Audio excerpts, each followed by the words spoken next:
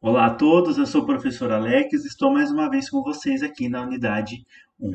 Hoje, na aula 3, nós vamos estudar as equações separáveis. Eu dividi essa aula em duas partes para não ficar um vídeo muito extenso. Então, na aula de hoje, nós vamos começar a tratar sobre um outro método de resolução de equações diferenciais ordinárias de primeira ordem, que é o método conhecido como variáveis separáveis.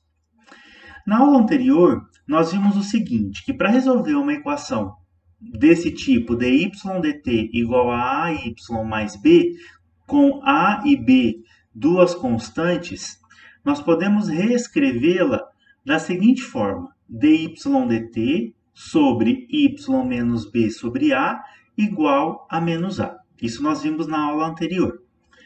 Ou ainda, a gente pode identificar ou reescrever esse dy dt como sendo y', certo? É uma questão de notação somente. Nós podemos, inclusive, observar o seguinte, que quem é esse y'?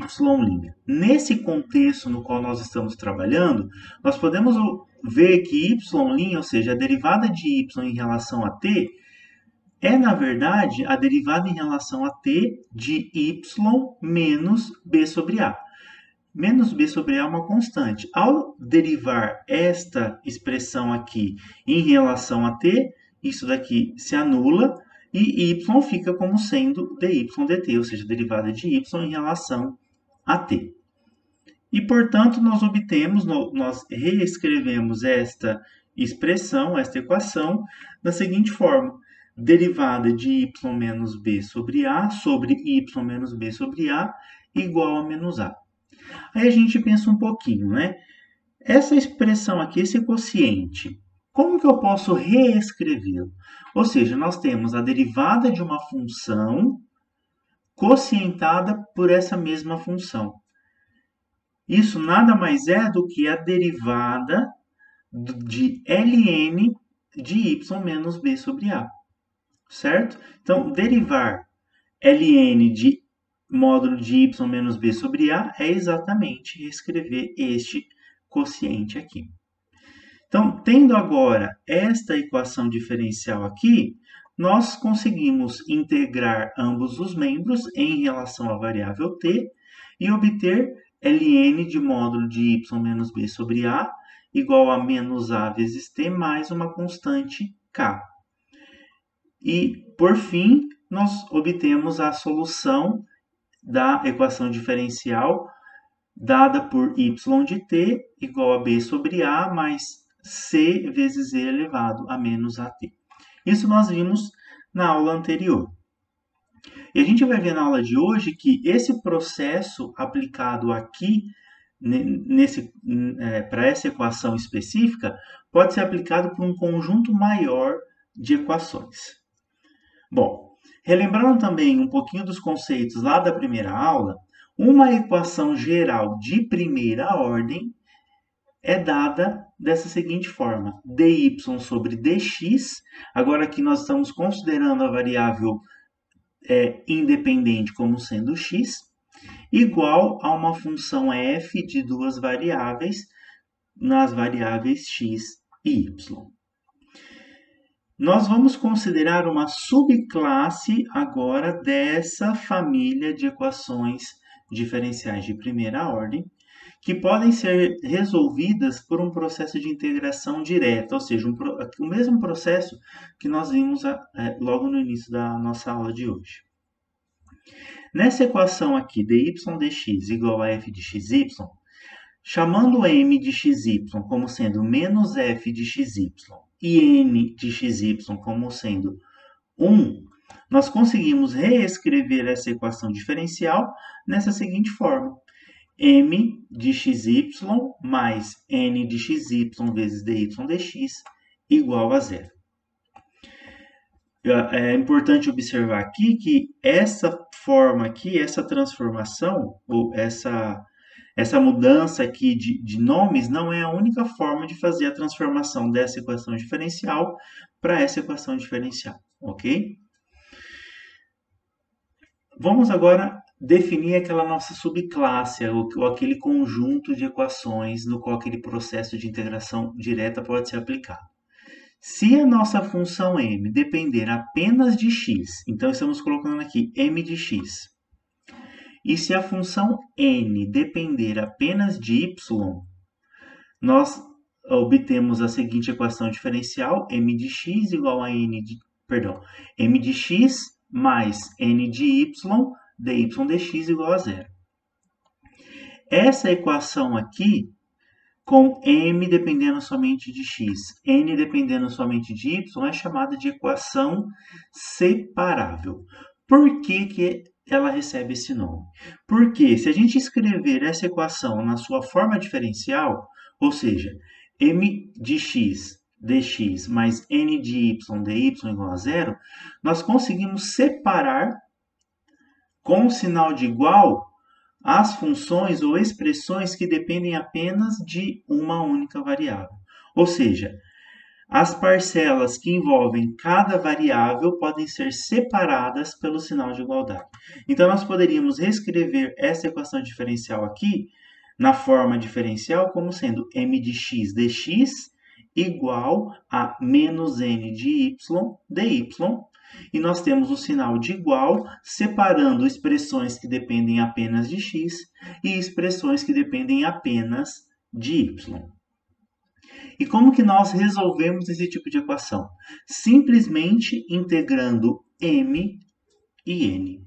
E a gente vai ver como que a gente faz esse processo. Observamos esse exemplo. Considere a equação diferencial dy dx igual a x² dividido por 1 menos y². Se a gente reescrever essa equação nessa forma, menos x² mais 1 menos y² dy dx igual a zero, a gente reescreveu essa equação diferencial naquela forma m de x mais n de y dy dx igual a zero. Então, nós concluímos que essa equação é uma equação separável ou de variáveis separáveis. Então, analisando cada uma das parcelas dessa equação, o que nós concluímos? Então, quais são as parcelas dessa equação? A primeira delas é o menos x² e a segunda é 1 menos y² vezes dy dx. Menos x² é derivada de menos x² sobre 3. Então, derivando menos x³ sobre 3, nós obtemos menos x². E, aplicando a regra da cadeia na expressão y menos y³ sobre 3, nós obtemos o quê? Aplicando a regra da cadeia a essa expressão e derivando em relação a x, nós obtemos exatamente 1 menos y² vezes dy dx. Então, a equação do slide anterior pode ser reescrita nessa seguinte forma. Aqui era menos x², ou seja, derivada em relação a x de menos x³ sobre 3. E aqui nós tínhamos 1 menos y² dy dx, que a gente reescreve como sendo a derivada em relação a x de y menos y³ sobre 3. Tudo isso igual a zero.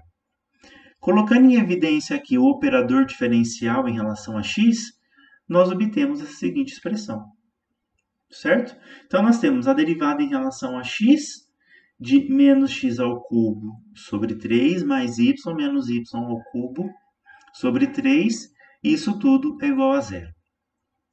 Se nós integrarmos ambos os membros aqui dessa equação, nós obtemos simplesmente menos x², Eu vou voltar um pouquinho aqui. Então, integrando em relação a x, aqui, a integral de derivada é a própria função, e integral de uma constante em relação a x, integral de zero em relação a x é uma constante. Então, o que nós obtemos? Simplesmente menos x² sobre 3 mais y menos y³ sobre 3 igual a uma constante. Multiplicando tudo por 3, nós temos simplesmente menos x ao cubo mais 3y menos y ao cubo igual a c, onde c é uma constante real arbitrária. Essa última equação aqui, que está destacada, é uma equação para as curvas integrais da nossa equação diferencial, certo? Observem que, para cada valor de c, nós vamos obter uma curva específica no plano cartesiano, certo? Então, essa figura aqui ilustra as curvas integrais para essa equação diferencial para diferentes valores de c. Observe o seguinte, que a solução da equação diferencial é dada de forma implícita por essa equação aqui, certo? Se a gente quisesse explicitar a expressão da solução, nós teríamos que escrever y igual a uma função de x, beleza? Mas em muitos casos, nem sempre é possível a gente colocar y em evidência, então a gente prefere deixar de forma implícita. De forma geral, é possível aplicar esse mesmo processo para resolver qualquer equação diferencial de variáveis separáveis. Então, considerando novamente essa equação diferencial separável aqui, m de x mais n de y dy dx igual a zero, considerando h1 como sendo uma primitiva de m e h2 como sendo uma primitiva de n, olha o que nós temos. Se h1 é primitiva de m, então quer dizer que m é igual a h1' de x. E se h2 é uma primitiva de n, então n de y é igual a h2' de y. Então, essa equação diferencial é reescrita dessa forma, onde h1 e h2 são, respectivamente, primitivas de m e de n. Então, pela regra da cadeia, derivar em relação a x h2 de y, onde y é uma função de x, é exatamente essa expressão aqui, h2' de y dy dx, que é exatamente essa segunda parcela aqui. Então, a gente consegue reescrever aquela equação diferencial, essa equação diferencial aqui, de que forma? Colocando em evidência o operador diferencial em relação a x, ou seja, dx de h1 de x mais h2 de y é igual a zero. Integrando ambos os membros, nós obtemos essa seguinte equação, h1 de x mais h2 de y é igual a c, com c uma constante real arbitrária. Então, esta equação aqui nos dá as soluções dessa equação diferencial de forma implícita. Se uma função y, que é igual a uma φ de x, satisfizer essa equação diferencial, então ela vai ser uma solução dessa equação diferencial. Em outras palavras, assim como eu disse, a equação h1 de x mais h2 de y igual a c define uma solução implícita da equação diferencial, ao invés de uma solução explícita, ok? E além disso, se também for adicionado uma condição inicial, y de x0 igual a y0, então a equação separável que satisfaz essa condição inicial aqui é obtida substituindo x e y por x0 e y0 nessa equação da solução geral. Fazendo isso, nós encontramos o valor de c e, portanto, substituímos na nossa equação, na nossa solução. Então, substituindo c nessa equação anterior aqui e observando que h1 de x menos h1 de x0 é a integral definida de x0 a x de m de s em relação a s, e h2 de y menos h2 de y0 é a integral definida de y0 a y de n de s ds, então, essa expressão aqui, essa equação aqui, nós podemos reescrever dessa seguinte forma. A integral de x0 a x de m de s ds, mais a integral de y0 até y de n de s ds igual a zero. E essa última equação é a representação implícita da solução da equação diferencial separável, que já satisfaz a nossa condição inicial dada, porque aqui já estamos considerando o x0 e o y0 da condição inicial. Para determinar uma expressão explícita para a solução, é necessário que essa equação implícita seja resolvida para y como uma função de x. É possível que a gente isole y em uma função que dependa somente de x. Nem sempre a gente vai conseguir fazer isso de forma analítica, ou seja, a gente não vai conseguir isolar y em muitos casos.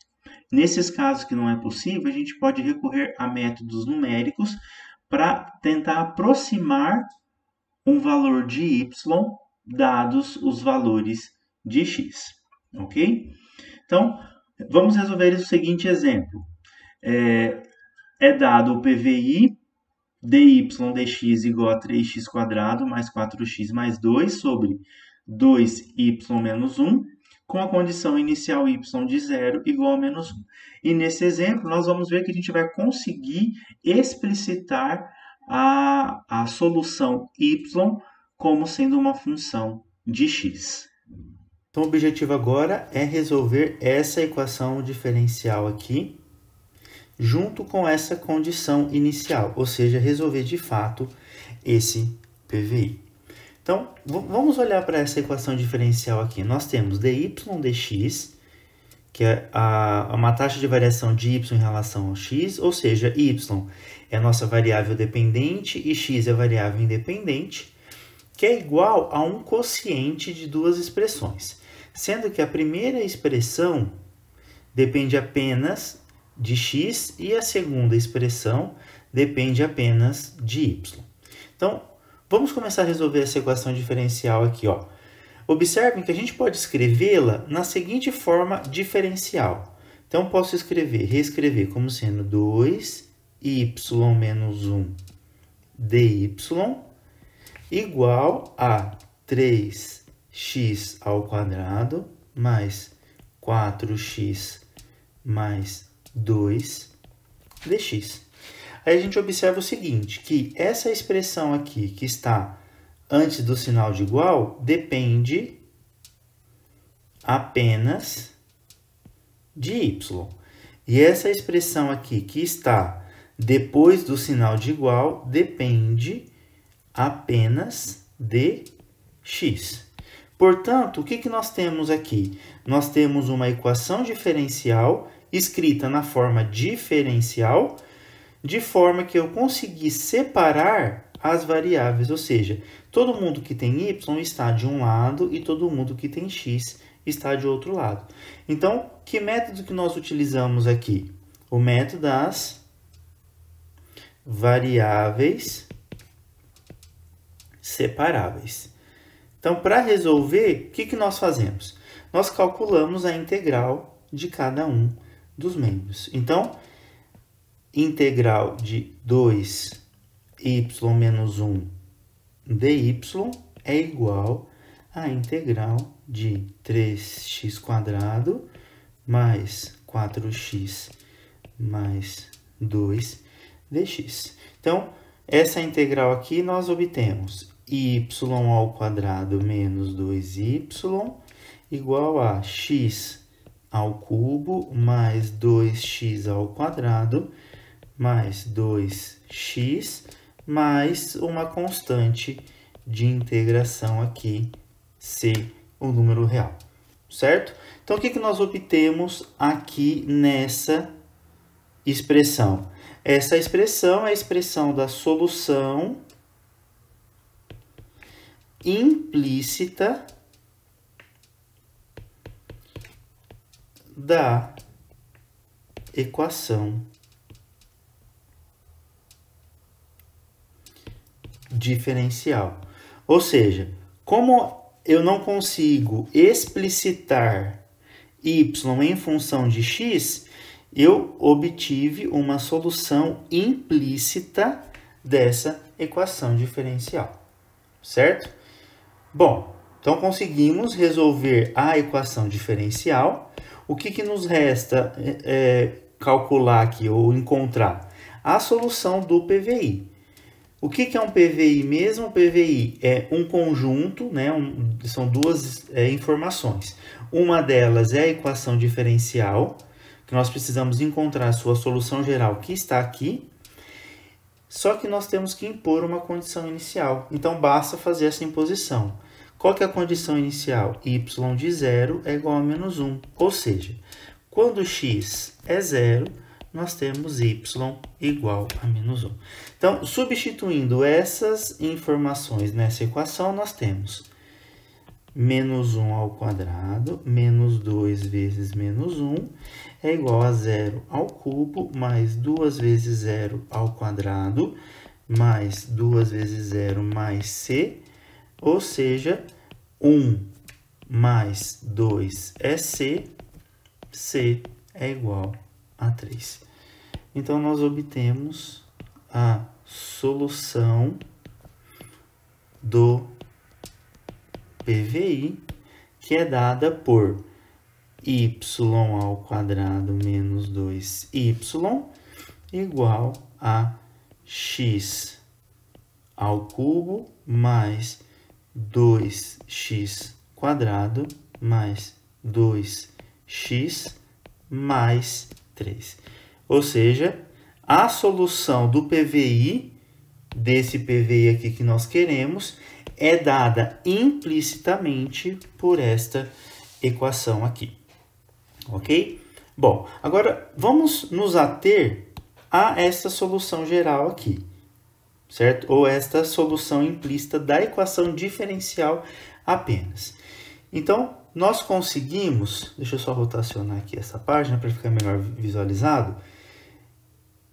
Eu vou reescrever aqui a equação, né? Y ao quadrado menos 2y igual a x ao cubo mais 2x quadrado mais 2x mais c, onde c é uma constante real, certo?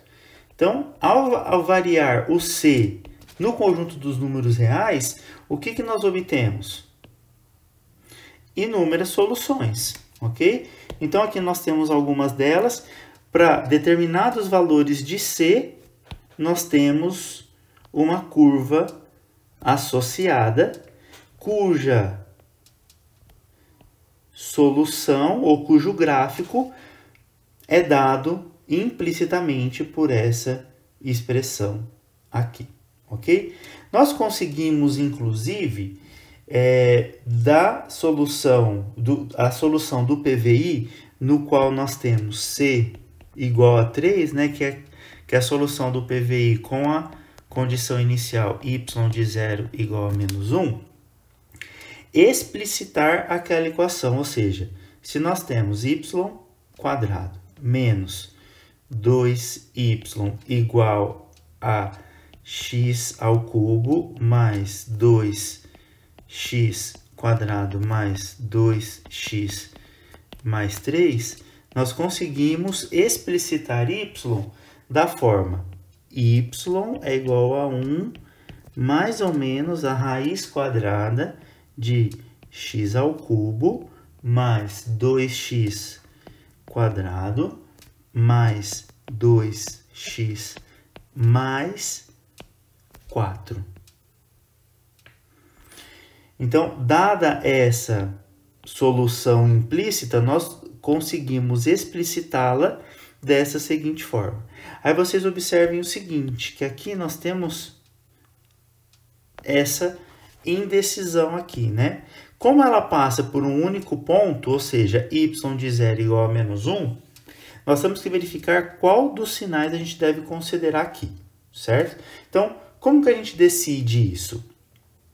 Basta, a gente vai substituir aqui o x por 0 e verificar e tentar obter o menos 1, certo? Para tentar obter o menos 1, qual o sinal que a gente tem que colocar aqui? Então, por exemplo, para essa expressão aqui, ó, vou substituir tudo por zero. Então, fica 0 mais 0 mais 0 mais 4. Tudo isso daqui está dentro da raiz. E aqui nós temos 1 mais ou menos. Então, 1 mais ou menos a raiz de 4. 1 mais ou menos 2. O que nós queremos? Nós queremos que isso daqui dê menos 1. Então, qual é o sinal que nós temos que considerar? Exatamente o menos. Então, portanto, a solução do PVI, essa daqui é dada implicitamente por essa expressão ou explicitamente pela expressão y igual a 1 menos a raiz quadrada de x ao cubo mais 2x quadrado mais 2x mais 4. Ok? Então, fica resolvido esse PVI, esse exemplo, e nós nos vemos na próxima aula. Até mais!